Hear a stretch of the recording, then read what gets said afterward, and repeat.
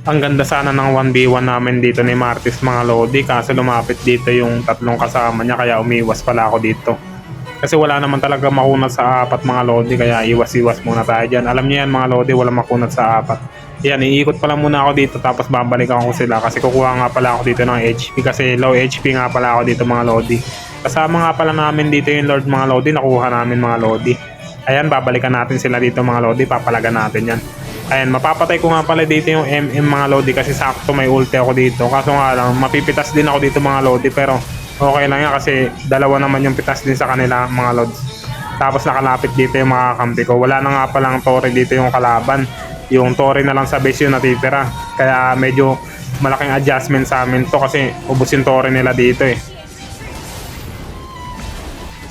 Malalaki na sana yung minions namin dito mga lodi, kaso ang problema dito hindi namin sila kayang pasukin eh. Hindi kayang pasukin ng mga kakampi ko kasi nga may baler nga pala dito mga lodi.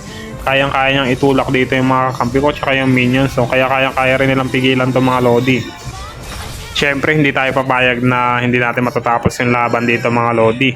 Ayan, nakabalik na nga pala ako dito mga lodi. Diretso nga pala sana ako dito sa mid mga lodi para tulungan sila dito kasi nandun na sila sa base ng kalaban eh. Ang hirap nga pala pasukan dito mga par yung baler mga par kasi grabe naman kasi yung slow niya dito eh. Hindi namin siya kayang pasukin dito. Tapos nasa mid lane lang kami. Pero malalaki na yung minions namin dito mga par. Pero ang gagawin ko pala muna dito, grabe talaga yung slow talaga niya dito mga par. Babalik pala muna ako dito mga par. Kasi patay nga pala dito yung tank namin tapos namatay pa dito yung napitas pa dito yung Esmeralda kaya babalik pala muna ako sa base namin kasi dalawa na lang yung kakampi ko dito na buhay eh. Yung MM na lang namin tsaka yung mage. Ayan, aabangan namin sila dito kasi lalapit nga pala yung kalaban dito. Yung carry tsaka yung alpha. Andito yan mga lods. Lalapit yan dito. Dito yan mga par. Ayan, lalapit yan dito mga par. Ayan, lalapit yan. Mag-push yan dito eh. Pupush nila yung minions, pipilitin nila. Buti na lang dito mga par. Masakit na yung mage namin dito mga par. Ayan o. Napitas ko nga pala dito mga par yung yung alpha. Kaso nga lang nakatakas yung MM eh. Pitas din sana sa atin yung kaso nag-ultimate.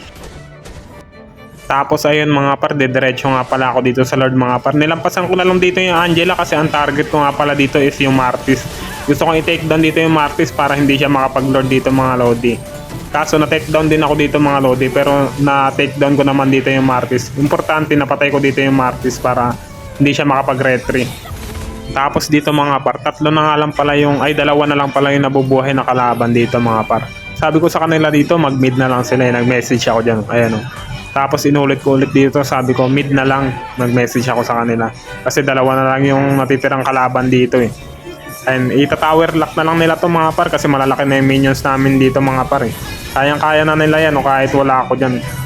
Tower lock na lang yan mga par. Ayan, tapos victory kami dito mga par. Victory na naman kami dito mga par. Maraming salamat sa mga nanonood sa video ko mga par.